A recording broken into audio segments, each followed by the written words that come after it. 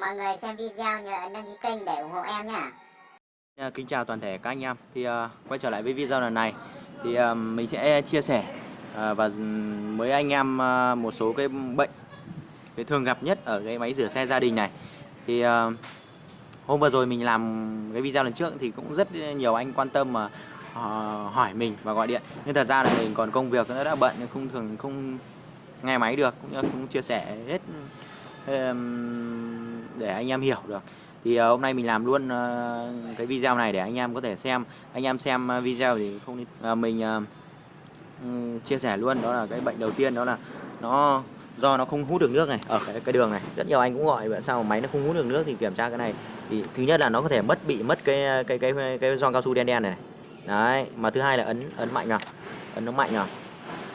Nghe nào, nghe nó mạnh. Ấn hờ là không được. Đấy, ấn nó mạnh nó tạch cái. Bây giờ thì mình sẽ chia sẻ thêm một cái cách sửa chữa là mà khi mà máy nó không hút được nước, hoặc là do bị hỏng phớt thì mình đã chuẩn bị cái máy đây, mình mở nó ra. Thì anh em mở 4 cái con ốc này, đầu lục lăng này. Bây giờ mình đã mở sẵn đây rồi. Thì khi mình mở ra này, mình mở tháo ốc vào thì ở đây bên trong nó là như này. Đấy, mình nói qua về cái nguyên lý của nó. Nguyên lý ở đây. Thì cái này là nó buồng bơm này. Thì trong này là nó có một cái đĩa không cân bằng nhá anh em nhá. Này đấy, khi motor quay này, khi motor quay như này đúng không? Motor quay thì sẽ chạm vào một cái tiếp điểm ở trên cái có 3 cái bít tông này, chạm vào một tiếp điểm thì nó sẽ làm, khi nó quay thì nó chạm vào thì nó làm cái này nó đẩy. Này, cái này cứ đẩy lên này. Cái này đẩy lên. Đấy, các anh em nhìn thấy không? Đẩy lên. Thì cái này là thế nên là nó để nó hút nước và đẩy. Đấy, tạo áp lực. Đấy, nguyên lý nó chỉ như thế thôi. Thì thì khi mà các anh em dùng một thời gian mà đột nhiên mang ra sử dụng thì không hút được nước này, không bơm được, không áp yếu, thì thứ nhất anh em mở ra và kiểm tra cho mình là cái buồng này. Đây. Thứ nhất xem trong này có cặn, có bị cặn gì, hút được cái cặn gì không, rác rưởi gì. Xong tiếp theo là anh em kiểm tra cho tôi là cái trong này, vệ sinh trong này có cặn bẩn, anh em tháo ra vệ sinh. Thì trong này là nó có đây nhá, mình chỉ sát đây, nó có 3 cái phớt này, cái này nó bằng cao su này, đây cái này nữa này. Đấy, đây nữa này. Mình gậy lên. Đấy. Đấy, mình vệ sinh thì có khi là cái này, có khi anh em dùng cái này anh em không nên để máy nó chạy không, tức là không có nước, không bơm nước, chạy không ấy, thì khi mà nó sẽ rất nhanh hỏng cái phớt này. Đấy, khi mình có thể tháo ra, mình vệ sinh trong này. Đấy, xong mình lại lắp vào bình thường, lắp vào.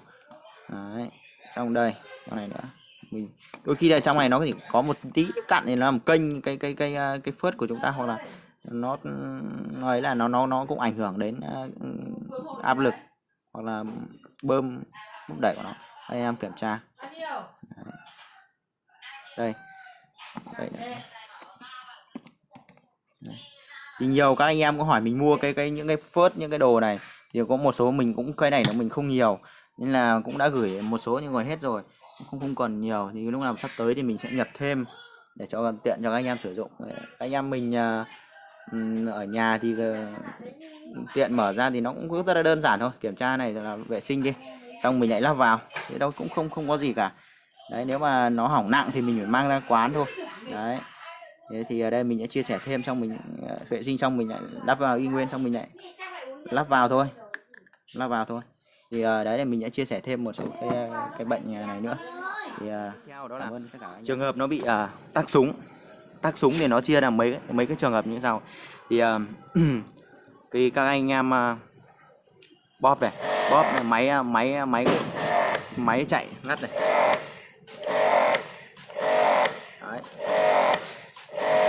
Đấy, máy nó cứ chạy xong ngắt. Đấy, hoặc là nó bị cái đường phụt này, phụt nó không phụt, nó bị trụm, hoặc là nó bị yếu ấy. Nó bình thường nó phải đúng là nó phải phụt này đúng không anh em? Đấy, bình thường nó phải phụt thế này. Đấy, nó phụt như này. Nhưng mà khi mà nó bị tắc ấy, khi nó bị tắc này, mình làm cái trường hợp nó bị tắc này. khi mà súng bị tắc này anh em nhìn này. Đấy, nó chỉ có thể là nó chỉ phụt phụt này thôi. Đấy, như này nó đang bị tắc này. Đấy. Hoặc là đấy. Hoặc là nó bị tắc quá này, nó tắc quá, nhưng đây mặc dù mình bóp cò máy có chạy đâu. Bóp cò máy có chạy đâu. Bởi vì sao? Nó đã đủ áp rồi. Mà đồng hồ nó cũng không lên này. Bởi nó đủ áp, cái này thường nó sẽ đủ áp và nó lại chạy, nó ngắt ra về không. Đấy, mình rõ mình bật nhưng mình bóp cò đây máy không chạy, mà không chạy bởi vì nó đang bị tắc. Nó bị tắc để mình tháo súng ra này. Mình tháo súng ra cho anh em xem nhé, là chắc chắn nó sẽ chạy luôn. Đây anh em chạy. Đấy, máy lại chạy. Thì mình phải tháo cái này ra, mình kiểm tra này, mình thông. Đây, mình tháo này ra rồi nhá, mình xoay này, xoay cái này để cái này để cái này nó mở ra này, cái kẽ đây nó mở ra này. Đây. Rồi nó xoay, nó mở này rồi, nó mở như này rồi.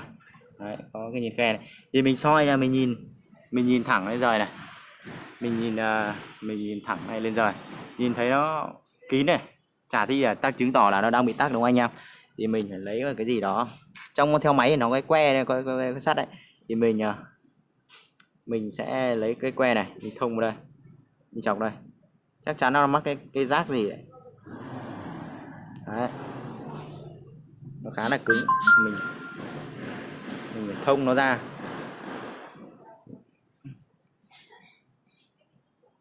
Đây rồi. Đấy. Đây anh em nhìn thấy chưa? Này, đúng một cái rác luôn. Đấy. Thì khi mình đấy, thì mình kiểm tra lại này. Mình nhìn đến kia đấy, anh em nhìn thấy đường thẳng chưa? Đường thông chưa? Đấy, nhìn thấy tia sáng bên kia chưa? Đấy, chứng tỏ nó đã bị thông được. Đấy. Bây giờ mình lại lắp vào, mình kiểm tra này. Tiếp theo mình kiểm tra, mình bóp này cho nó nước thì trong này trong nó cạn thì nó ra hết đi. Đấy, nó không bị tắc.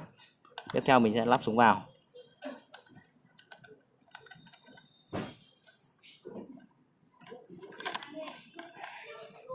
Mình lắp súng vào này. Rồi. Đấy, bóp thử nào. Đấy, được chưa? Ok cho anh em. Đấy. Đấy, nên các anh em để ý, bởi vì là cái này nó rất hết sức đơn giản nữa mà.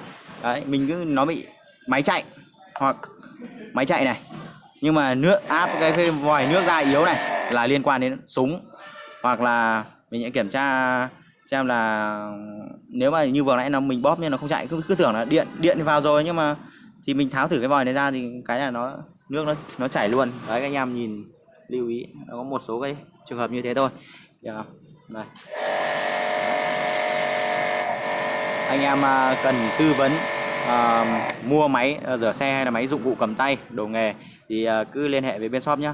Anh nhớ ấn đăng ký kênh để ủng hộ mình, để có thể nhận thêm những cái video tiếp theo. Xin cảm ơn toàn thể các anh em.